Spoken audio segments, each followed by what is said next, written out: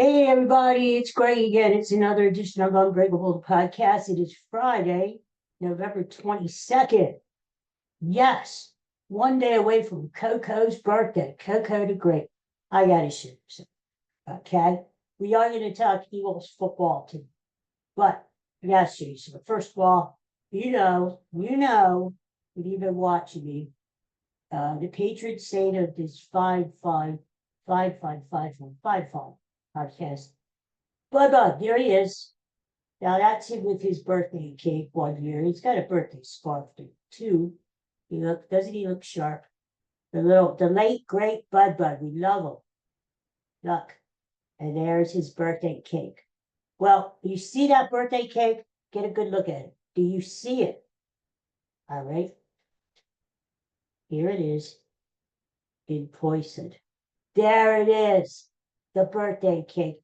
After Bud crossed the rainbow bridge last April.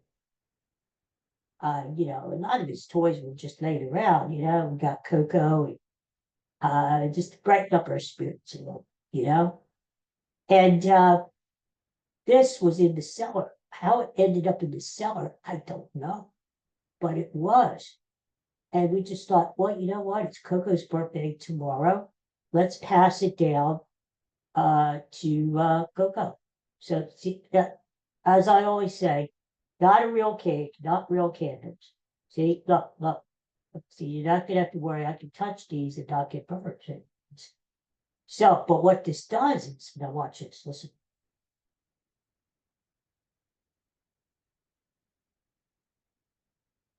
Here he comes. There you go, buddy. It plays 3 times, by the way. Please don't get annoyed. Don't turn me off. Look, here, buddy. Look, I'm gonna throw it there. He's been playing with it all freaking morning. He loves it. Look at him. Look, there he is. He's taking it out. Goodbye. He's a little shy, Not really. I mean, he's very forward with us. He's a trip. He's got a great sense of humor, but he doesn't like to be on cameras. I don't know. I gotta break him in, You remember Bud? Bud was a real hand. He would come over here. He'd sit over there in that little open space where my thumb is, and he'd sit there and watch the show. And occasionally he would fart. Yeah, occasionally. And like every day. And he was a fan of the show. Of course, he did everything. He directed, he produced, he wrote the show, he did my hair and makeup, he did it. Anyway, but he really loved snacks. Yeah, I still, even to this day, I keep doggy snacks in my drawer here, my desk drawer, and give the animals. I used to have people snacks, but I'm on diet, feeling good, and I don't do that anymore. So, but I still have doggy snacks there, and occasionally we will party. So there you go. But you know what? Even though the great Coco is with us and it's his birthday tomorrow, he is 1 year old. He's never had a birthday before. This is new. He's 1 year old. Cranky. I'm gonna hope to get him on the shoot. I really like him on the show. I can't lift him because he's a gentle John. He's like the Wilt Chamberlain of dogs. But I want to try and get him on the show. We'll see.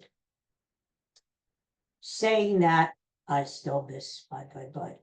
Why? You know why? Because he was with me over 10 years. And, it's like anybody. It's like a person.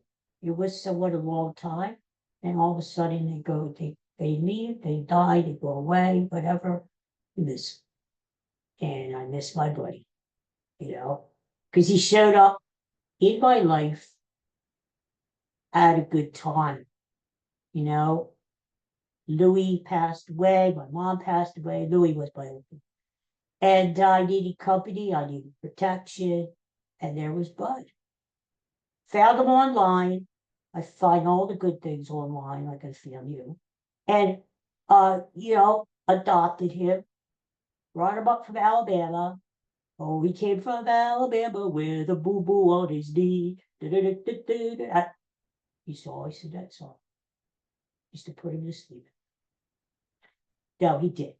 Unfortunately, Bud Bud was abused in Alabama. I found out he had a broken jaw when I took him to the vet. And I found out before he died, some 10 years later, that he still had a bullet in his back. Can you believe that? First of all, that dog survived all that time with a pellet in his back. And second of all, who would do that? Who would do stupid and crazy and evil to a little dog, you know? And I don't want to talk about it. But anyway. But you know what? I tried to give him a good home. And I always said, I wasn't the one who saved Bud Bud. He was the one who saved me, which is true. So we miss you. And we love you. Now let's talk about the Eagles. Yeah, I don't even want to talk about the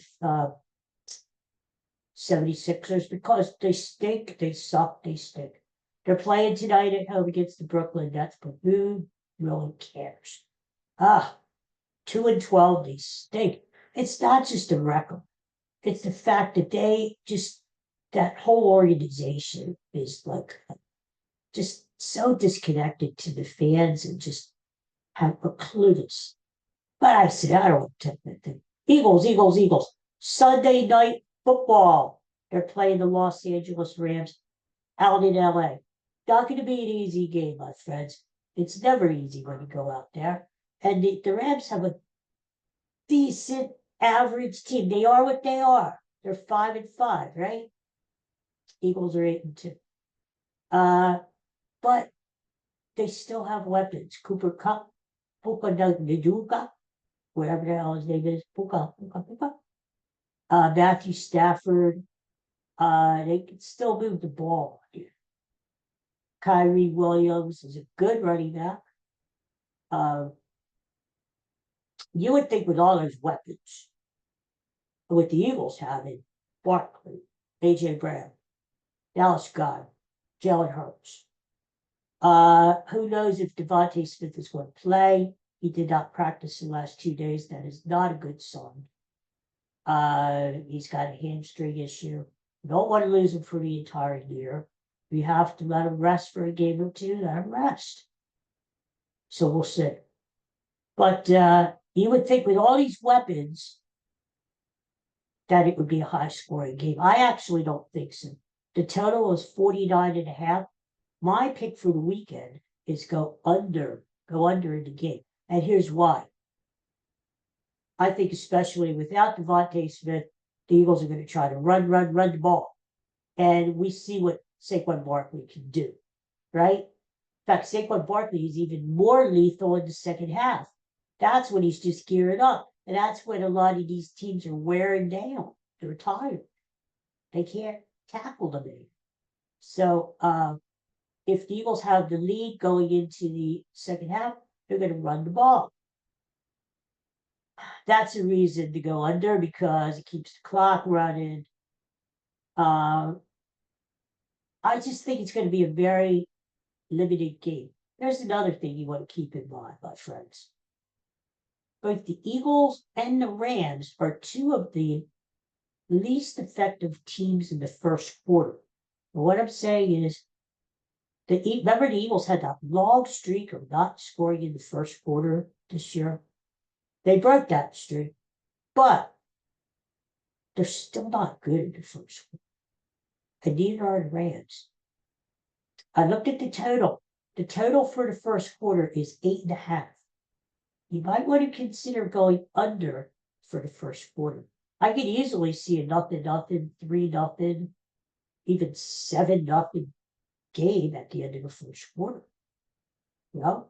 But that all leads, because they start slow, that all leads to my pick of under 49.5 for the whole game. I could see the game ending up 24-20. I don't know. So That's my pick for the weekend. I have no touchdown picks. Unless you want to do Saquon Barkley, 3 touchdowns, Jalen Hurts, 2 touchdowns. Jalen Hurts, no matter what his line is always good for a touchdown. Try because if the Eagles have the ball near the goal line, they're going to do the tush, the brotherly shove, and Hurts is going to score. So you may see Saquon Barkley's touchdown line is way not worth taking unless you take it for 2 touchdowns, which he has got. But Jalen Hurts, even if he's around even money, you may want to think about investing something in Jalen Hurts because, again, if they get close, they're always going to go to Jalen Hurts. That's like money in the bank. And if you want to get really brave, you get Jalen Hurts for 2 touchdowns. And that doesn't even have to be the push tush. That could be a run. That could be whatever, right? But I think it's going to be a close game. I don't want to pick the Eagles to cover the 2.5. I think it's 2.5 right now. Because we just don't know. The Rams are playing at home. They're kind of desperate. They are really in a dogfight out in the NFC West with the 49ers, the Seattle Seahawks, and the team that is actually leading the division, the Arizona Cardinals. They're all bunched up together. The Eagles, they're leading the East by a 1.5 over the Washington Commanders. And you don't want to lose that lead. You want to hold on to that lead because if the Eagles win the division, they have an automatic bye to playoffs. Not only an automatic bye to playoffs, they have one of the top 4 seeds in the NFC. Chances are they're going to get a home game out of that. So there's a lot of incentive to hang on to that division lead. The Dallas and the Giants, they're irrelevant. They stink. They're playing each other on Thanksgiving afternoon. Talk about 2 turkeys. Gobble, gobble. So the only team you got to worry about for the division are the Commanders. And the Eagles already beat them once, so it's like an extra game the Eagles have over the Commanders. So I would actually say the Rams need this game more than the Eagles, but now the Eagles have some tough games coming up. Don't forget, they go to Baltimore next week. That's not going to be easy. Then they come out, they play Carolina. That's fine. The Eagles should crush them. Then they have the Steelers coming in. How about that game last night? Did you see that? Out in Cleveland, all that snow. It was like they were playing in a blizzard in the second half. That was fun to watch. You don't see many games like that anymore. Because you don't see that much snow around that much. But to see it snow that hard during an NFL game was pretty cool. Sometimes you can see that in Buffalo, right? Buffalo still doesn't have a dome up there. Cleveland, the lake effect snow, whatever. Pittsburgh, I'll snow out there too. A lot of New England. Some of these teams have domes though, like Detroit, they get snow, not anymore. With football, Green Bay gets snow there. I'd love to watch these guys play in the snow. I do. It's like old-time, old-school football. The slipping and sliding, and the wind is blowing. You're not sure of a kick or a pass. The fumble, the balls are squirting out of their arms and their hands like greased pigs. The pigskin. That's why they call it pigskin.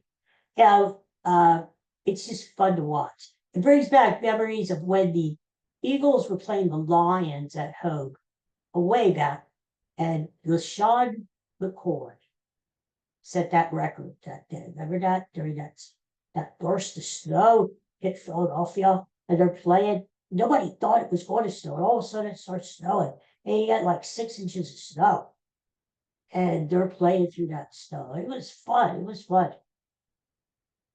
Anyway, so the Steelers, good team, 8-3. Not a great team though. We saw the Cleveland Browns. The Browns, yeah. We saw the Cleveland Browns beat them last night. So, but still, you have to give them the respect that they are due. I think it's going to be a close game Sunday. Like I said, I could see it being 24-20. I could see it being even 27-20. As long as you get under that 49.5, you're good. So that's what I would play. Here's the thing. The Rams are very susceptible to slot receivers and tight ends. That is a shame if Devontae Smith doesn't play or he's not 100%. That's not good because you could attack the Raiders. They're very soft against slot receivers. Well, if Devontae Smith can't play or isn't 100%, Johan Dotson, the little guy they got from Washington, needs to step it up. He needs to step it up and do something, right? Because I'm thinking if Devontae Smith is out, the Rams are going to double team A.J. Brown, take him away, let somebody else beat you. All the more reason I think the game is going to go under, and the Eagles are going to try to pound the ball with Saquon Barkley and Kenny Gainwell. Another guy who I think is going to have a big game Sunday, my friends, is Dallas Goedert, the tight end, because the Rams are not good at covering tight ends. That middle is going to be open. Hurts is going to be able to dump the ball off to Goedert and let him run. So I would say another thing you might want to consider looking at is Dallas Goedert over his yards. Maybe now last week against Washington, he had 5 or 6 catches. I could see him getting that this week too. So that's another thing you want to look at. Let's hope that Jake Elliott has got his problems worked out. I don't know what the hell was wrong with him last week during the Washington game. If you remember, he missed an extra point. He missed 2 field goals. Wide to the left. For some reason, last week was missed field goals week in the NFL. A bunch of usually reliable kickers were missing. You're not going to have to worry about the weather. You're not going to have to worry about the wind. You're playing indoors in LA. Jake Elliott should have absolutely no excuse this week. It would make me feel better. I would have less angina in my chest if Jake Elliott got back to his old self again. Anyway, so it's going to be a good game. Sunday Night Football is the prime time. That's where the other players watch. The whole world watches. Monday night too, but not so much anymore, although it's coming back a little bit. Not like the days of Howard Case-Down. Remember? That's where Sunday Night Football. Although I don't like Chris Collinsworth. He's the kind of guy I don't punch in the face, And I just don't. What are you gonna do? He's there. And but it is the attractive game of the week. And it is the game that they flex at him. Now keep an eye on stuff because we're getting near Thanksgiving. I don't have the schedule in front of me right now for Monday Night Football, but for Sunday Night Football. But if there's a not so attractive game, be aware now that the league can flex another game into its place. So I'm kind of thinking they're not going to do it with Carolina, but I'm kind of thinking probably not the ball game, although that would be an attractive game for Sunday Night Football. If there's a not so attractive game on December 15th, that's a home game for the Birds. I could see the league flexing that game to prime time, Sunday Night Football. I mean, you got the Eagles-Steelers natural rivalry, the Battle of Pennsylvania there. You got both teams leading their divisions, and probably going to make the playoffs. You've got it's just it would be an attractive game, so that's something to keep an eye on. Because after that, the Eagles really don't. They play the Giants again. Who cares? Yeah, they play the Cowboys again. Yeah, Cowboys. They do go to Washington. That might be a game that could be flexed. Eagles at Washington for the division. Oh, possibly. I'm just saying, the Eagles are good now. And this is the price that you pay when the Eagles are good. People want to see them. And you get them on prime time. So keep that in mind. It may happen. I wouldn't be surprised if it does at least one time before the season is over. 7 more games to go, guys, in the regular season of the NFL, and then we hit playoffs. Wild card weekend. Let's hope the Eagles are not involved with that. Let's hope that they're home rested up that week, right? Recharging the batteries and getting prepared for the first home game of the playoffs. Would that be nice? We've talked about this before, my friends. The easiest way to get to the playoffs, get home field advantage. Make these other teams come to you. And it's very much more important in Philadelphia. Why? Because of the weather. And our crowd, our home fans are great. They're the best. They're loud and they're rowdy and they're the best. But I'm thinking the weather.